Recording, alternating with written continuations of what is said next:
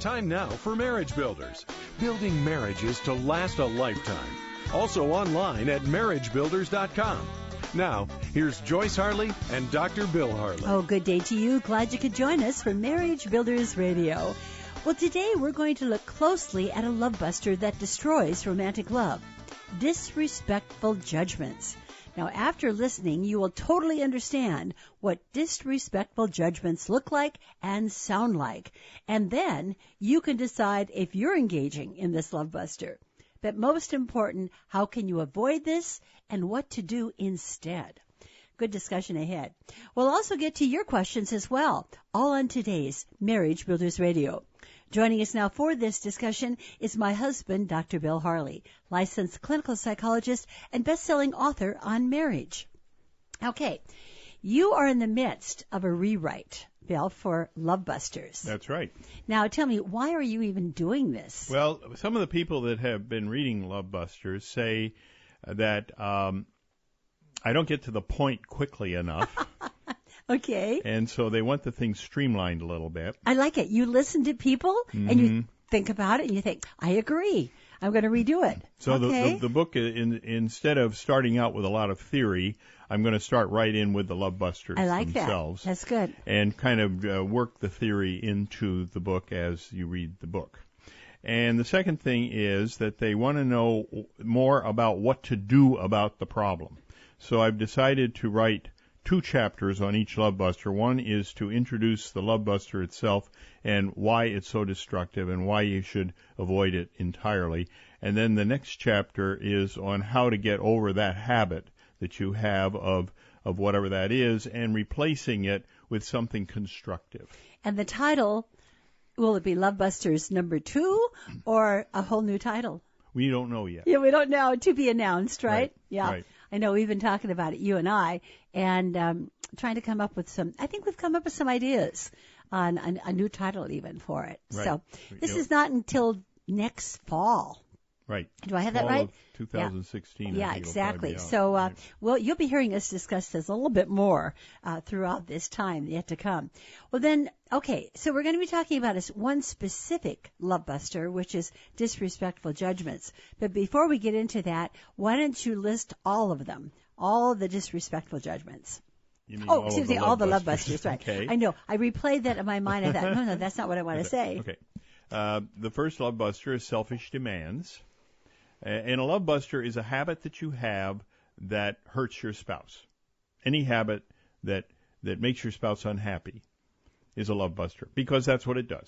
Any habit that you have that makes your spouse unhappy drains love units from your spouse, from your account in your spouse's love bank, and is at a great risk of causing your spouse to lose his or her love for you. So this is why you need to get rid of love busters. So the first is selfish demands, where you're not making requests, you're making demands. You're telling your spouse what to do. You're the boss. And you're going to make your spouse behave, do what you want. And it is a love buster because nobody wants to be told what to do, especially in marriage. Number 2 is the disrespectful judgments we'll be talking about during this program. And disrespectful judgments is any attempt to straighten your spouse out, your spouse's attitudes, beliefs, and behavior by trying to impose your way of thinking. Okay, we'll get to that and more. And we'll get to that and right. explain it a little more in detail. Then there is angry outbursts, where you're trying to punish your spouse for doing something that you think was wrong and was not something you wanted your spouse to do. Now, all 3 of these are abusive and controlling. The selfish demands, disrespectful judgments, angry outbursts are all part of a strategy to control your spouse. And we are very much opposed to control in marriage, and we are also opposed to abuse in marriage. So these 3 love busters have got to be eliminated. Then there is dishonesty. That's the 4th love buster, where you're not telling your spouse everything you know about something, about your history, about what you're doing, about what your plans are. You've got a secret second life that your spouse is not in on. And then the 5th is annoying habits. Now, a lot of people will think that annoying habits really really, I mean, can we really get rid of annoying habits? I mean, isn't that who we are? Isn't that what we do? Shouldn't you adjust to my annoying habits? And my argument is that an annoying habit can be as bad as an intentional habit. Just, annoying habits generally are unintentional. They're just kind of things you do. But it can be as bad as doing something that's intentional, because no matter what it is, if you're making your spouse unhappy doing it, it's a love buster. Now, the first three that we are very much against, some will listen to those. Let's see, help me remember. I didn't write them out. Selfish demands, disrespectful judgments, and angry outbursts. I remember them. Some people will say, it's just who I am, and it's how it's interpreted. I don't mean to be selfish. I don't mean to be disrespectful, and I'm trying to curtail the anger, but it just comes out. Yeah, it's harder to argue that for demands. I don't mean to be demanding. The basic... But it's how it's interpreted. Somebody may say, well, it's time to go now. Everybody get in the car. Mm-hmm. And somebody will say, well, you're trying to control us. Right. But the point is that you're not giving your spouse the opportunity to reject your what it is you're demanding. What I'm thinking of the emails that we get where people feel that they're innocent in all of this, and it's the interpretation of it that makes it a love buster, not actually what they've done or said. That can be, but in the case of demands, disrespect, and anger, it's very hard to argue that it's not an effort to control the other guy. Disrespect, I meant nothing by it, honey. Why would you take it that way? You always take everything wrong. We'll have a vignette on that, and again, it's very hard to argue that she didn't mean anything by what she said. Yeah, exactly. Okay, well, we've heard this. Finally, there's one more you haven't discussed yet. Yes? And that's independent behavior. Okay. That's making decisions as if your spouse doesn't exist. So there are then what? Six? Six love busters, and if any of them exist in your marriage, it means you are draining your love bank. You're giving your spouse a situation where they're going to have a harder time loving you because of that habit. All right. Well, let's get now to the topic at hand, and that is the disrespectful judgments. First of all, this is what I asked before the show. Why don't you just call it disrespect? Why do you put disrespectful judgments? Well, first of all, a disrespectful judgment is something you are actually saying.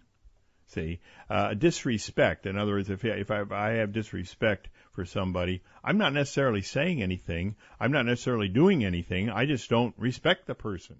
Okay? But you have to have said something for us to know you don't respect the person. Well, but the point I'm making is that a disrespectful judgment is an overt act.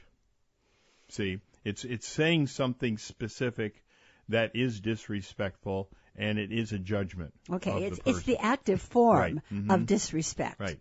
Okay, I understand.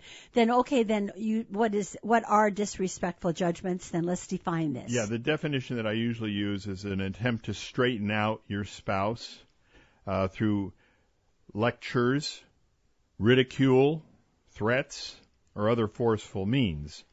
Now, I have a little questionnaire that I suggest to people that can identify a person who is engaged in disrespectful judgments. And it starts out with the question, does your spouse ever try to straighten you out? So that's a very, very important way of defining disrespectful judgments is it an effort to straighten you out? In other words, by straighten you out means that change from a direction where you have been making terrible mistakes to now where you are finally doing things right. And so you're going to have, and if your spouse ever suggests, for example, that you need counseling for an emotional disorder, that's a disrespectful judgment. Oh, well, no, wait, just a minute.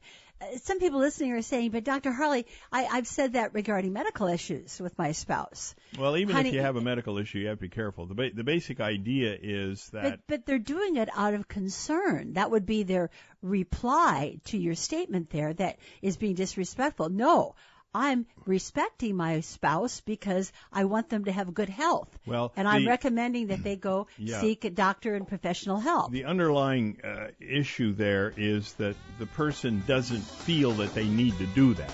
And the bottom line is, if it's received as disrespect, it is. It is. Yep. Okay, there we go. Well, I got some more questions. Okay, well, we'll get those questions on the other side. So hold on. We'll continue on Marriage Builders Radio. Join the thousands of couples who have learned step by step how to experience a meaningful and fulfilling love relationship. They did this by completing Dr. Harley's online seminar and home study courses, His Needs, Her Needs, and Love Busters. Here's how it works. You'll begin by watching an online seminar where Dr. Harley will help you identify the problems you face in your marriage. Then, the home study courses will show you how to solve those marital problems in a systematic way. Go to marriagebuilders.com homepage and click the tab Courses, Seminar, and Accountability. Look for program number 2 for a description of the seminar and the courses. Then follow the instructions on that page to place your order. Start the program the day the package arrives. And if you're not completely satisfied, send it back to us within 30 days, and you'll receive a full refund, including shipping charges. Restore passion to your marriage. Order today. You have nothing to lose and everything to gain. Welcome back to Marriage Builders Radio. If you have a question, a comment on anything we're discussing, or even a topic, email us, mbradio@marriagebuilders.com. And if you have a personal question and you'd like to consider being a caller and being able to talk directly with Dr. Harley about it, include your phone number. And then I'll contact you off air, discuss what is involved, and then you can make the final decision. That's mbradio@marriagebuilders.com. We're discussing a love buster today, one of the 6, and it's disrespectful judgments. And Dr. Harley was going through a list of questions that can be asked to discover if, in fact, you are engaging in disrespectful judgments. And the first question of many, Bill, is a question that the one spouse should be asking of the other, do I ever do this? Yeah, and in my book, Love Busters, I have a 6-item questionnaire, and I'm encouraging a spouse to give this questionnaire to their spouse. So in other words, I'd give this questionnaire to you, and you would give me a number between 1 and 7. 1 is not at all, and 7 is all the time. And the reason you're doing that, because it's a habit, disrespectful judgments. And when you're in a habit of doing something, you do not ever feel that you lecture. You do not ever feel that you ridicule. Right. You don't, threats, I don't make threats. And other forceful means, you got to be kidding. So because habits become such a part of our natural way of doing things, we have to ask the other person, am I doing these things? Mm-hmm. Yeah, good point. Okay, well, So basically, this would be a question. So if I would give you this questionnaire to fill out, and I'd say, Joyce, answer them honestly, and I can handle it. I am not going to be offended if you express an opinion that I am being disrespectful, because I want to be a better husband. So here are the questions, and we already talked about the first one. Just review the first real quickly. Does your spouse ever try to straighten you out? Okay, let's go on. This would be a 1 to 7. You would put, not at all or all the time or anything in between. Sure. The next one, does your spouse ever lecture you instead of respectfully discussing issues with you? The third is, does your spouse seem to feel that his or her opinion is superior to yours? Now, are you thinking about what numbers you would give? Oh, I'm not even thinking about this. No, you are very good in the non-Love Busters area. Okay, yeah. okay. And if you're not, then I do let you know immediately. Can always be reviewed, But I do. I mean, we have such open communication. If you tease me about something and I feel a little bit ridiculed, the word is what you're using here, I let you know right away. Right. Yeah, we don't have to go to a survey. Instant feedback. Yes. Exactly. Okay, the fourth one is, when you and your spouse discuss an issue, does he or she interrupt you or talk so much it prevents you from having a chance to explain your position? Now maybe I do have is something. a problem, right? Okay, I take back everything I just said. Yep. Let me see. What would I give you on that one? All depends on the day. Right. Okay. Today, thus far, well, it can happen on the radio show too, but nevertheless, I would say thus far a 1. No. Okay. No problem today. Not at all today. Okay, good. Are you afraid to discuss your point of view with your spouse? Never. I can always do that. Okay. Does your spouse ever ridicule your point of view? No, you never do. Okay. So anyway, those are questions that kind of give you an idea of what disrespectful judgments are. And in marriage, it's very, very common to do that. It's very common to make fun of your spouse because your spouse doesn't do things the way you would do them. And so you would ridicule a particular point of view. The basic idea is to show respect for a point of view without necessarily agreeing to it. In other words, that if you had a different point of view than me, what I would do is I would respect your point of view.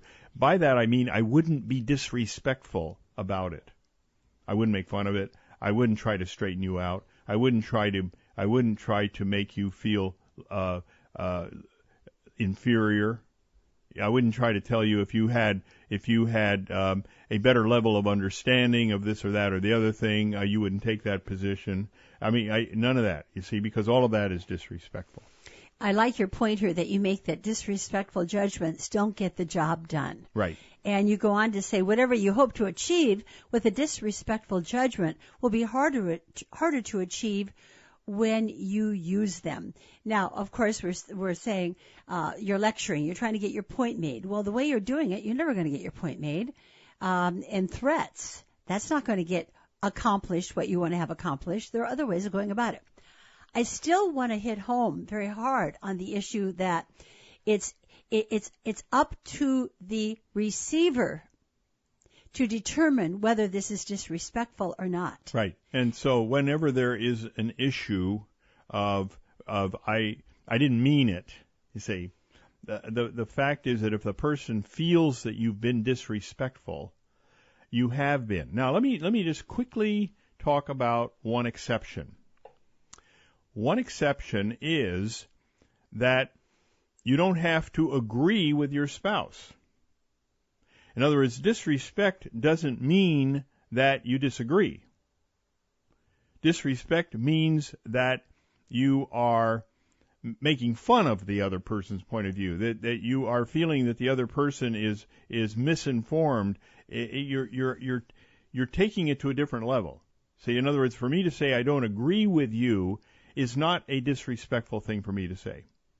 And also, if I don't do what you ask me to do, that's not disrespectful either. Now, a lot of people have argued that that's disrespectful. When a husband, for example, gives his wife a list of things to do, or a wife gives her husband a list of things to do, and the person doesn't do those things, they will often say, aha, Dr. Harley would tell you that you're being disrespectful by not doing the things on the list.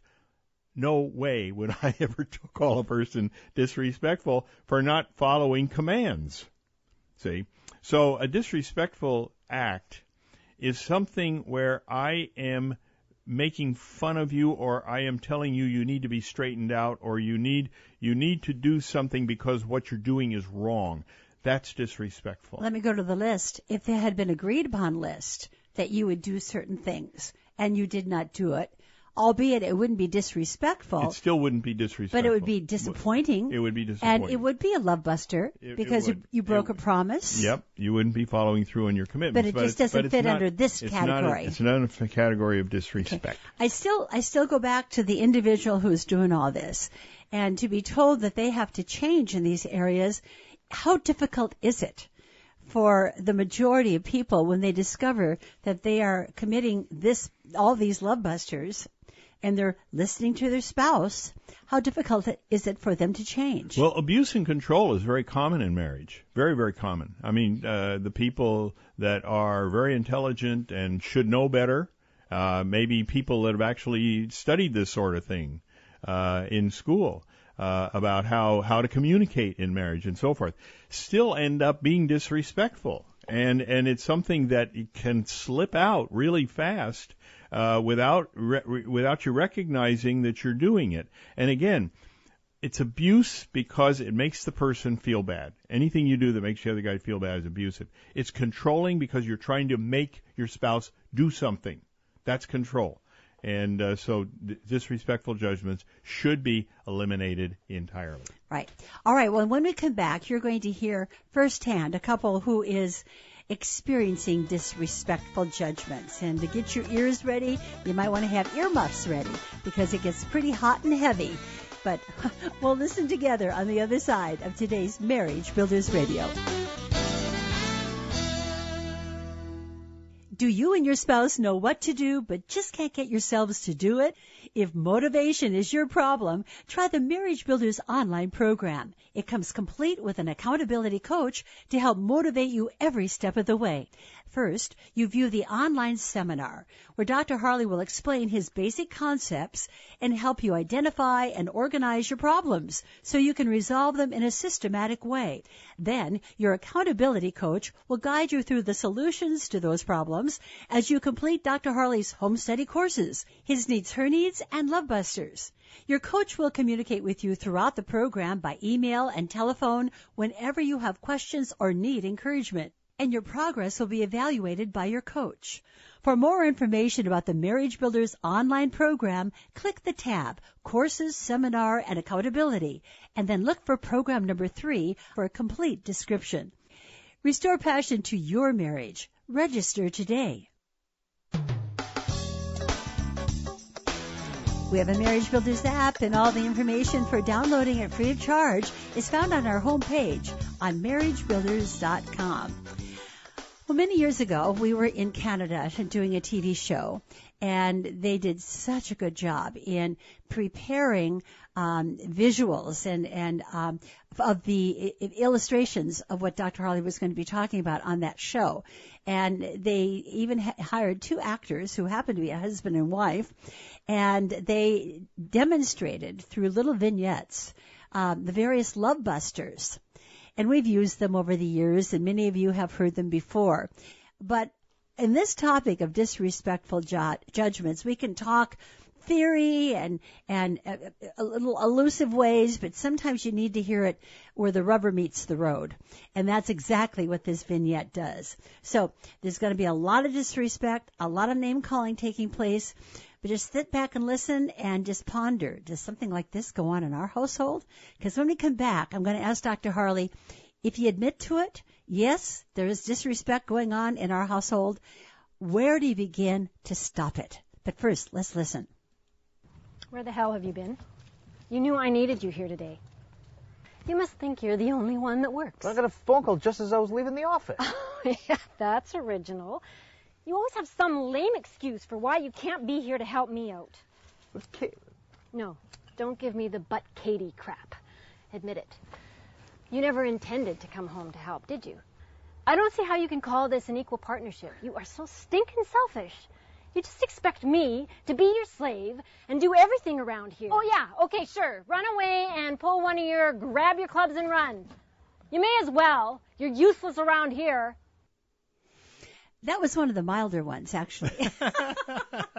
Well, disrespectful judgments is ramping up to angry outbursts. You see, so you start out with demands. She's basically telling him what to do, and then he comes home late. Then she starts using disrespectful judgments to her motivation is to straighten him out. Okay. Right. So he never does it again. Yeah, and right. It doesn't work. It doesn't work. What he does, he runs off with his golf clubs. But you see, the next level, if he would have stuck around, would have been angry outbursts, and she was verging on the angry outbursts already. The equal partnership. This is supposed to be an equal partnership. That could have been a good springboard for civil conversation. Right. Mm-hmm. You know, that I had a need here, hon, and you disappointed me. So how can we avoid it again? And he'll explain what happened to him. They could have had a discussion rather than this lambasting him on how disappointed she was. Yeah. Now, for her to express her disappointment is perfectly okay. There's nothing disrespectful about that. It's how she did it. It's the things she said in the expression of the disappointment. We've always argued that a complaint is something we encourage. You know, I expected you at 3:30, and it's not 3. It's after 3:30. I'm very disappointed that you weren't here at 3:30. That's perfectly okay. But to say you're useless around here, that is a judge. See, there's a judgment. Now we're talking about a criticism.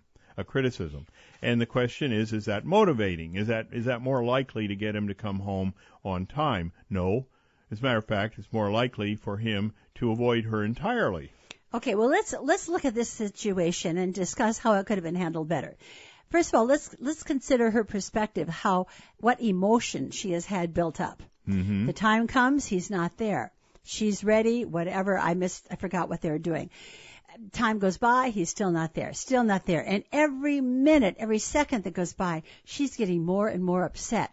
So, how does she handle it when he comes in the door, when she has built up her emotions so horrendously? Well, first of all, you have to begin by expressing the disappointment. You start with the disappointment. I'm sorry that it really disappointed me that you're not here. And then you can ask the question, how could we avoid this in the future?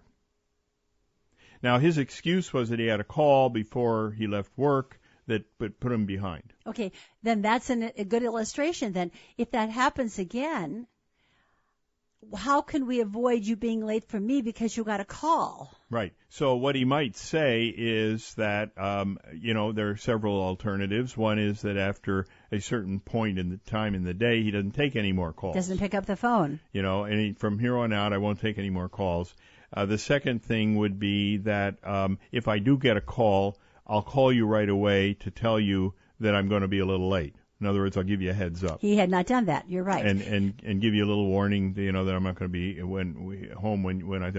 And the other possibility would be for him to talk about how he could compensate for having been a little late. In other words, how can we still get our work done with the time we have left?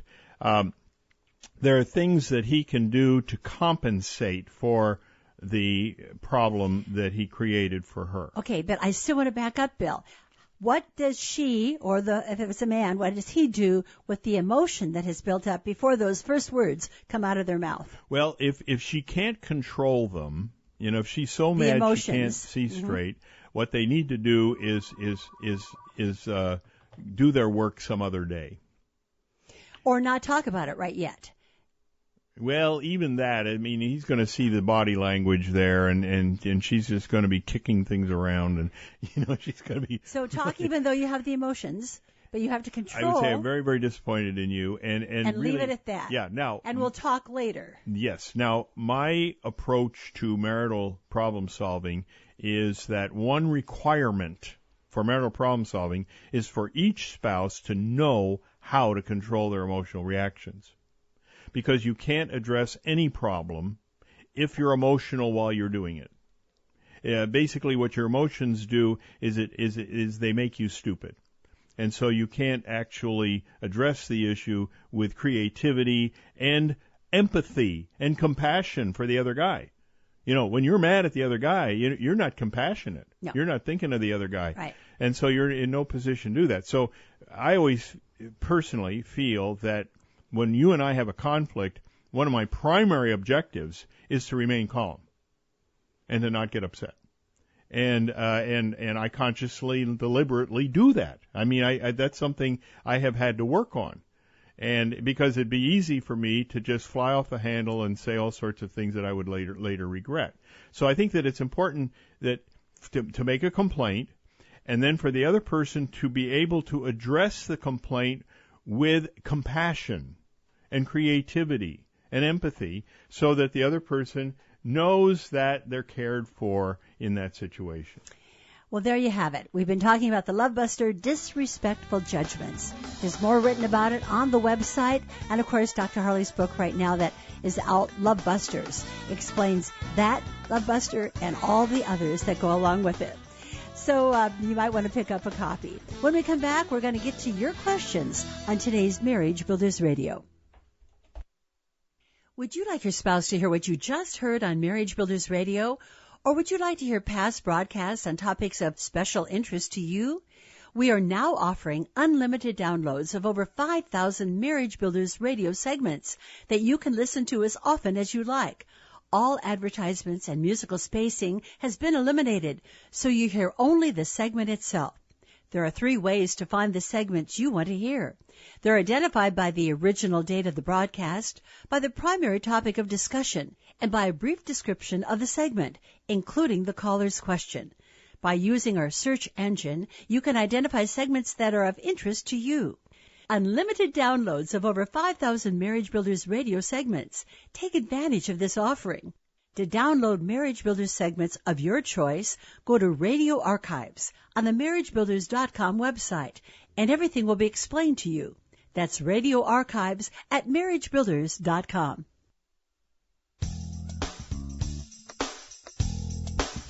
Welcome back to Marriage Builders, building marriages to last a lifetime. Here's Joyce Harley and Dr. Bill Harley. Welcome back to Marriage Builders Radio. Well, let's get on to the questions that you have sent our way. You have emailed us, mbradio@marriagebuilders.com.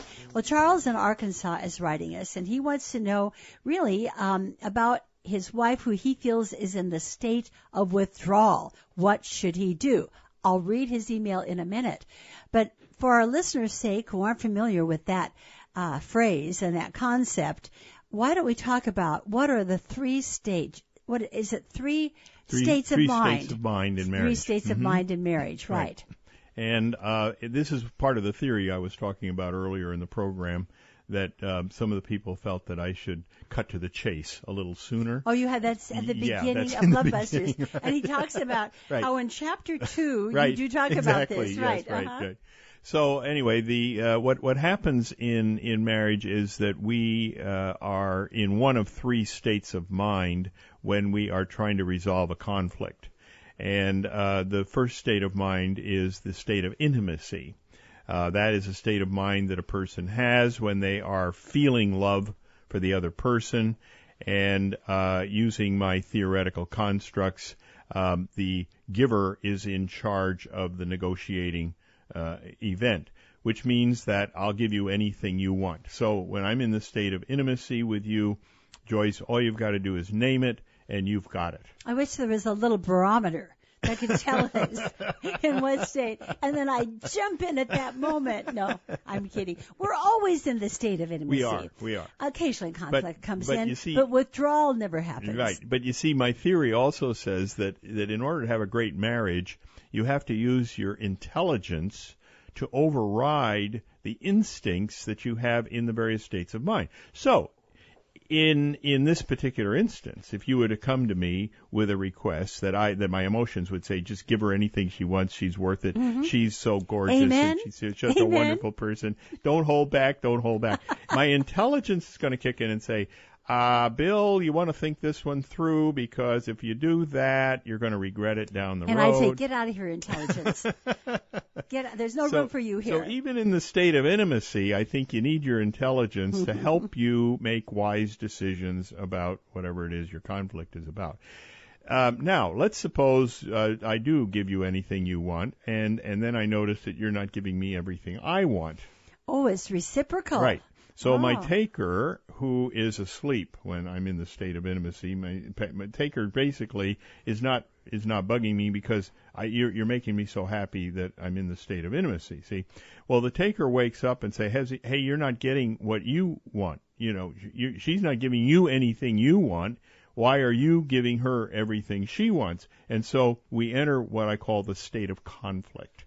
The state of conflict is where the taker pushes the giver aside and says, we're going to get what we want for a change. All right? So here is my agenda, and I'm going to get it. And this is where we get abusive and controlling. This is where my taker starts telling me that I've got to be demanding, I've got to be disrespectful, I've got to be angry in order to get what I need in this marriage. Now, where does complaining come into all of this? Is that in the state of conflict? That's the intelligence in operation. See what I'm saying? But which state is it in? All 3. Okay. See, basically, my intelligence can operate in any state of mind. So no matter how I feel emotionally, I can understand the best approach to problem solving begins with a request, with a complaint, with something that does not have with it characteristics that would push you away from me. See? Now, you've made a comment. I've heard you at seminars. You'll say that you can go through all 3 states of mind during the course of breakfast. Right. I mean, it's not like fast. in one day you are in intimacy, the next day you are in conflict, Right. and then the third day you're in withdrawal. I mean, it's you kind of just flow in and out. Yep. So throughout so the in hour. breakfast, here I have made you a wonderful breakfast. My state of intimacy is in gear, and I have cooked you a wonderful dish of eggs. And you didn't cook them how I like them. Right. And so you tell me that you don't like the eggs the way I've cooked them. My taker says, "You ungrateful wretch, why aren't you excited about the fact that he won?" And so you see, then you see I get into the next state of mind, the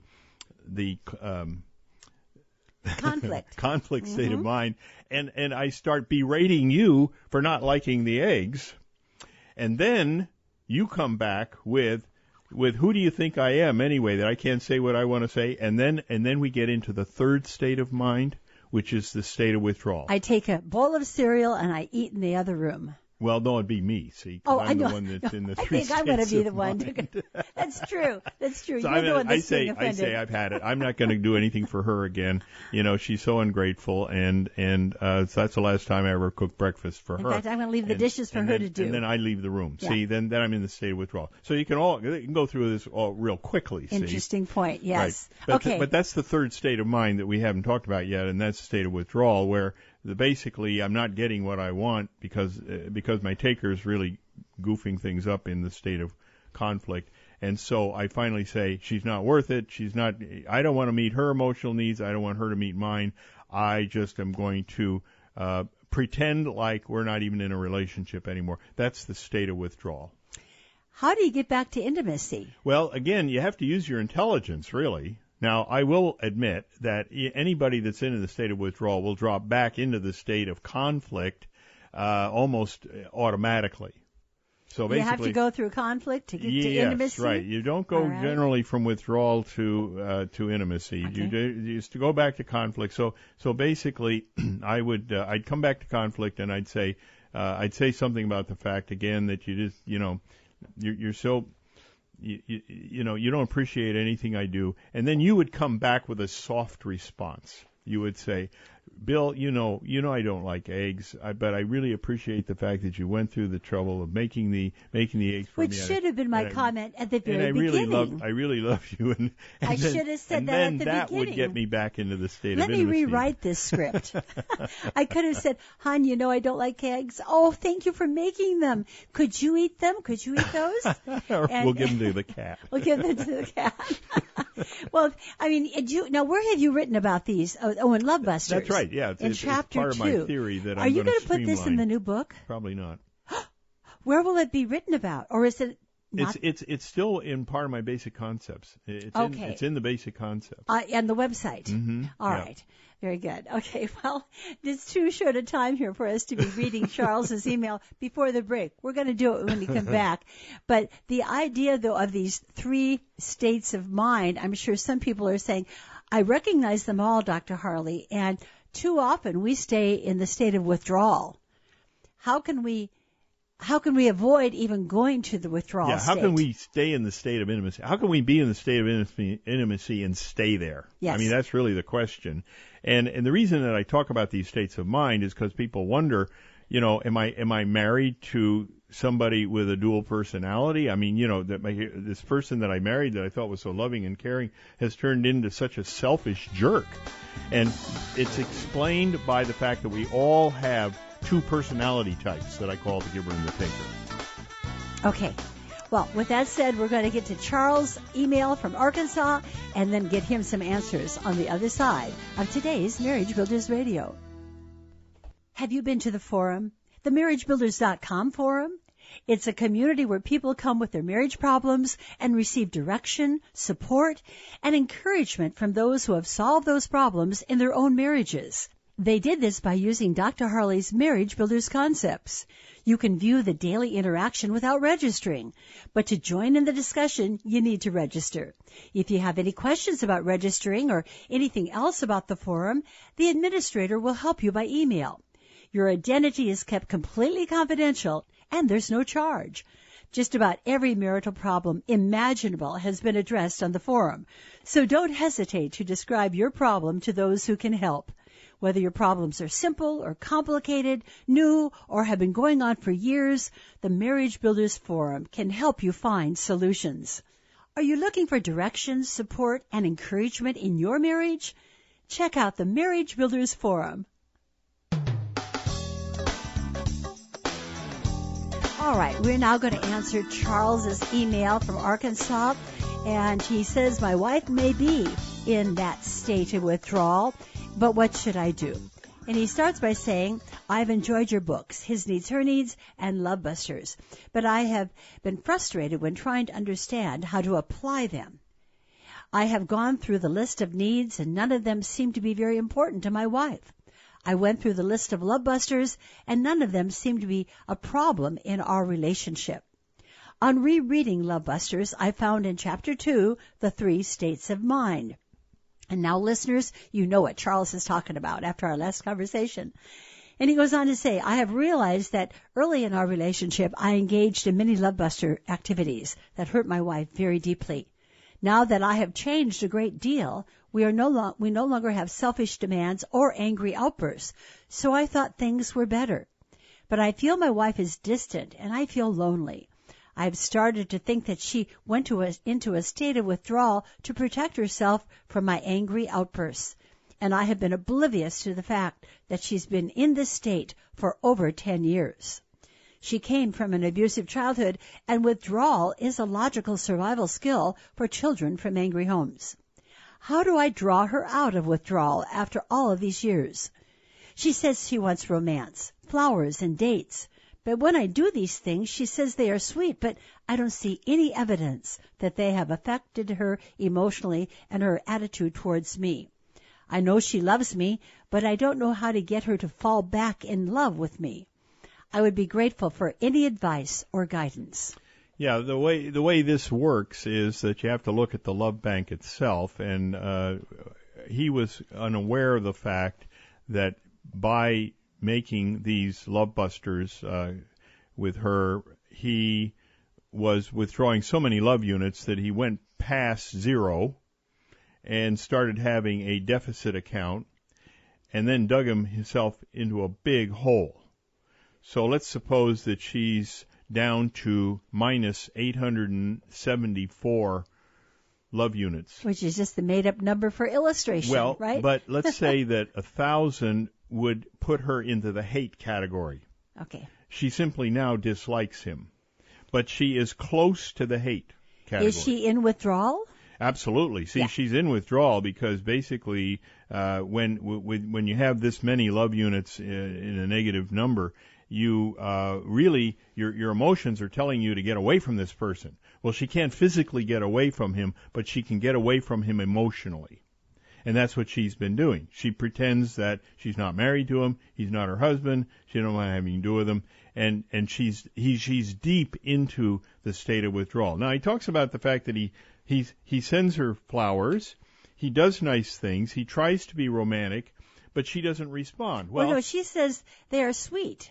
Yeah, but I don't see any evidence they are affecting her emotions toward me. Well, that's because we're going from minus 834 to minus 750. So you're telling him just keep doing it? Yeah, even right. Without the results that you think you should have? Sooner or later, she will break zero. Now, at that point, she's not going to be in love with him. See, the fact that she says that's sweet, now maybe it's not in the nice way I'm thinking of. Maybe it's sarcastic. Well, that's sweet. No, I think she probably She probably means it, right? Means it. Okay. Mm-hmm. Then but that's in itself an acknowledgement. He just has so far to go. I think that's the problem. Is that the problem? Yeah. And she is basically very, she's put up. One of the points that I will make about, and I make it in the book Love Busters and in the new one as well, is that there are very few people out there that are in a position to withdraw so many love units from you that you will end up hating that person. Because what happens to all of us that are in a relationship with somebody who's just very upsetting to us is we get away from that person. We have nothing to do with them. If it's a friendship thing, we don't have a friendship any longer. We don't see them anymore. Right. And even if it's a job, sometimes we dislike a colleague so much that we're willing to quit our job. In a case of a neighborhood, we might find a neighbor so upsetting, we sell our house and we move away. In marriage, it's not as easy to do that. See, in marriage, you have a situation where more love units can be withdrawn than in any other kind of a relationship. And I think that this is one of the reasons that there's so much violence in marriage. Because what happens is that you get into a relationship with somebody where they can't escape. You can't escape them. They're hurting you terribly. They're doing all sorts of things that are disrespectful and angry and independent behavior, and there's nothing you can do to stop them. And so your love bank just keeps going down to a point where you've never hated anybody so much in your entire life, all because of these love bank withdrawals. Now, you have counseled couples where they're very similar to Charles and his wife, where one of the spouses is not in love. Right. And how long did it take for that one who is not in love to say, I'm beginning to feel love for my spouse? Right. Well, we have a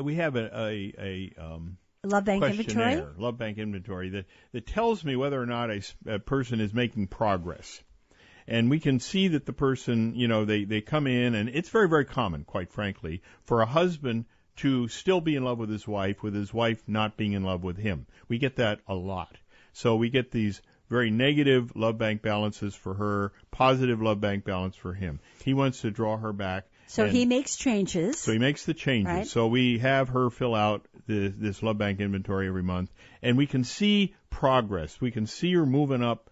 Up. He's not, he's still impatient. He says, she's still not willing to make love to me. She's still not very cheerful. She's not very affectionate.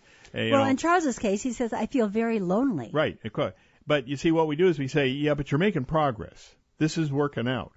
And so a lot of times when we're working on a couple like this, the husband gets very grumpy. He's not seeing progress. Which is not a good idea in this case. Not good, because that's going to make love bank withdrawal. And so his love bank score starts dropping down because he's putting in all this effort and he's not getting anything out of it, while hers is going up. And I can think of a couple that I've been counseling, recently, where he started out with a very, very high love bank balance, but his effort to draw his wife back took a lot out of him. He wasn't getting anything in return, and she is now in love with him. But he is now at about 0. So now what we've got to do is bring them both up at the same time. That's interesting. But she is really quite attracted to him now and quite willing to work things out with him where she wasn't before. So what does Charles do then? Stay the course? Stay the course. It would be helpful if he had some kind of feedback as to whether he's making progress. But I would say this, that if he is not getting angry with her, if he's not disrespectful, if he is not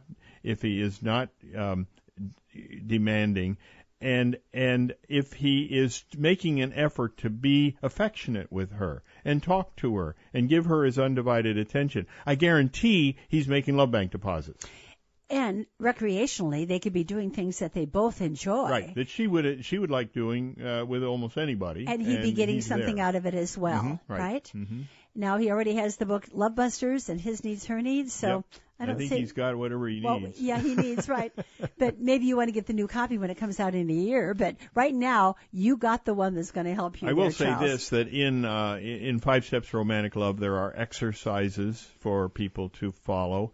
That, in other words, he might find that he's still making mistakes if she were to fill out questionnaires that would give him some insight into what he's doing that would be upsetting her. What he needs to do is make sure that she feels comfortable complaining to him. And I got to tell you that as she comes out of withdrawal, she will do a lot of complaining. Matter of fact, she might be critical. She might not have learned how to avoid these things. Well, like the idea of the flowers, okay? When she comes out of withdrawal, rather than saying that was sweet, well, I don't like flowers. You know that wouldn't appeal to me. Or she might say, the only reason you're giving me flowers is because you want to have sex. And if that's the reason, forget it. Don't even give me the flowers. I mean, that would be a typical thing a person would say in the state of conflict. Wow. In the state of withdrawal, they're not giving you anything, okay? They're not letting you know anything. But if your spouse is arguing with you, if your spouse is explaining why he or she is so upset with you, they're in the state of conflict, which is better than the state of withdrawal. So in other words, you're making progress if your spouse is upsetting you. You know. Oh dear. It's a kind of an interesting thing. Now, you know, fortunately, when we work with couples, we can help the person that's in withdrawal come out of withdrawal without being critical. In other words, they learn to complain instead of criticize. They learn how to be respectful when they don't feel like it, when their taker is telling them to just really let this other guy have it, let him know how much he's put you through, and let him know that he's going to suffer the same way you did. They don't do that. They resist that temptation. Should Charles, though, stop with any more questionnaires or asking his wife? Just stay the course as far as no love busters and making as many deposits as he can. Yeah, it's always a good idea to ask your spouse, you know, do you mind doing this? Do you mind? That's what I'm saying, yeah, but not the questionnaires, not the forms, not the read this with me or something like that. Yeah, how would you feel about doing this with me? And if she would say, I'd really rather not, then I wouldn't. Then you move on, yeah, and you don't express too much disappointment. Again, it's getting away from being controlling. See, don't be controlling. Don't be abusive. You know, in order to have a great marriage, there has to be a great freedom in the marriage. In spite of the fact that you and I are so joined together, we still have freedom in our marriage. Yeah, we do. We have freedom. Right, exactly. And you mentioned you're lonely, Charles. Make sure that if you confide in anybody, however, it's with another man, okay? It's a very dangerous time, you might say, in your relationship, so you've got to protect yourself. Okay, well, we're going to have to say goodbye to our radio listeners. Boy, this time went fast. We'll be back again tomorrow. And to our Internet listeners, let's talk about a few more emails on the other side of today's Marriage Builders Radio. Have you been to marriagebuilders.com yet? Its purpose is to help you resolve your marital conflicts in a way that creates romantic love. If you both follow the advice this website provides, you'll solve your problems and be in love with each other in no time. If you're new to marriagebuilders.com, before you read anything else, you should take the tour. Click Site Tour on the home page, and you'll have a complete overview in a matter of minutes. Then go to Basic Concepts. That's because they provide the logical basis for all Dr. Harley's solutions to marital problems, and it's completely free of charge. If you only have a few minutes and you want a quick overview, read the first topic in that section called A Summary of Dr. Harley's Basic Concepts. Take in Dr. Harley's articles and Q&A columns, interact with others on the forum, and learn to become an expert in making your marriage the best it can be. That's marriagebuilders.com. We'll have an email here, Bill, that takes us full circle. We started out by discussing one of the Love Busters' disrespectful judgments, and that's exactly what Jennifer in Oregon is writing about. She says, how can I point out a fault to my husband that I believe to be a fact? Whenever I bring up a fault to him, he says I am making a disrespectful judgment. Yeah, and she is. So the question is, how can she? Yeah, then how can she do it? Yeah. How can she express it instead of as a fault? You see, if you think of a problem that you're having with your spouse, generally speaking, it is a behavior. It's an act of some kind that is rubbing you the wrong way. That basically it isn't, instead of making you happy, it makes you unhappy. Okay? So thinking of it in those terms, all you have to do is saying what you're doing bothers me. What you're doing is upsetting to me. And that's a complaint. Now, if you say that what you're doing is wrong, then what you're doing is a fault. You're making a judgment. Yeah, you have a fault in this area. you always leave your socks on the side of the bed. Yeah, you're a sloppy person. You're a sloppy person. And what you need, and it's a fact. You always leave your socks there. That is a fact. And so the fact then is that you're a sloppy person. Well, the fact is that you're leaving your stuff there. The fact is not that you're a sloppy person. That's a judgment, and that's a theory. That's an interpretation. And that is subject to interpretation, right. Right. So the basic idea is that, of course, I have a background in philosophy, so if you ever tell me about any opinion or theory, I can always tell you that there are alternatives. I was involved in debate in college, and I know how to take any position. I can take either side of a debate and argue that particular point of view. Which in itself can be a point of where it bothers me, Bill, when you do that. Right. If you were ever tell me that I'm wrong about something, my eyes would light up and I would say, oh, good. And I would say, no. We can have a debate. We're not going to go there, okay? We're not going to go there. Okay, so then Jennifer, her husband is right. That is a disrespectful judgment, the way she's doing it. Right. She can have a complaint, though, about this. Right, yeah, she can say something is bothering. There is no question, unless she just lies about it, which to me would be no. She says it's fact. Indication of a mental health problem. Yeah.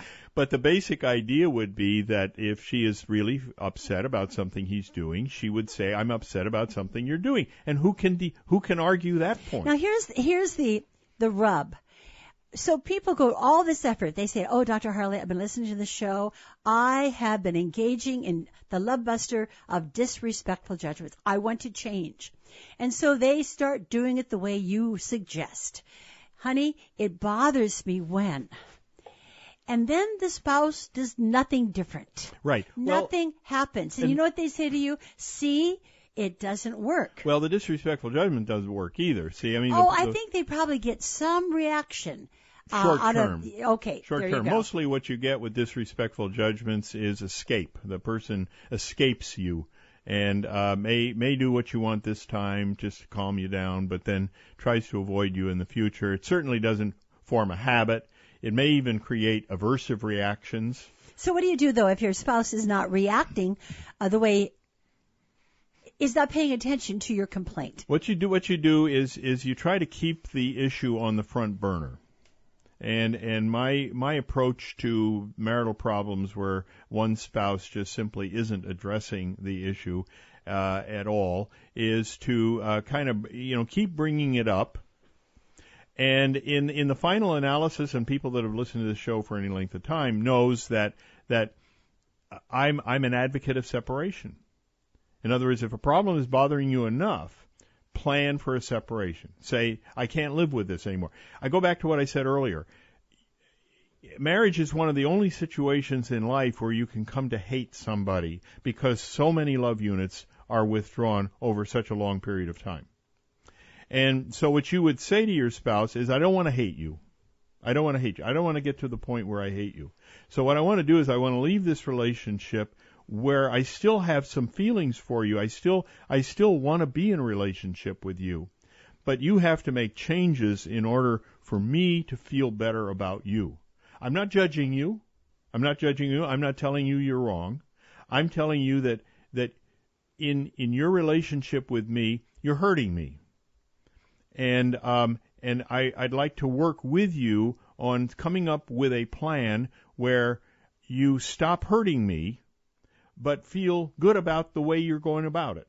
In other words, I don't want to hurt you as a response to and that's a very important point. Me. Right. I don't want you to be unhappy with the process in order to make me happy. Yeah, but I think that separation is sometimes a great alternative to getting a divorce, certainly, but also coming to hate your spouse. Interesting. And it also gets the other person's attention. It does. It does. Right. We're so glad you could be with us this hour. We'll do it again tomorrow, so make sure and join us. I'm Joyce Harley with Dr. Bill Harley, and this is Marriage Builders Radio.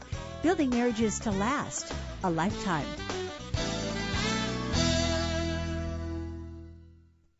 Join the thousands of couples who have learned step by step how to experience a meaningful and fulfilling love relationship. They did this by completing Dr. Harley's online seminar and home study courses, His Needs, Her Needs, and Love Busters.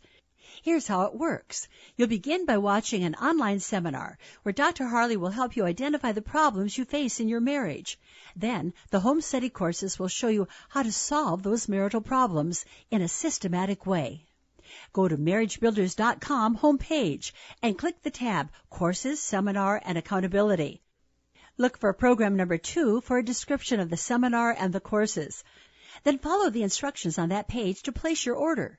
Start the program the day the package arrives, and if you're not completely satisfied, send it back to us within 30 days, and you'll receive a full refund, including shipping charges. Restore passion to your marriage. Order today. You have nothing to lose and everything to gain.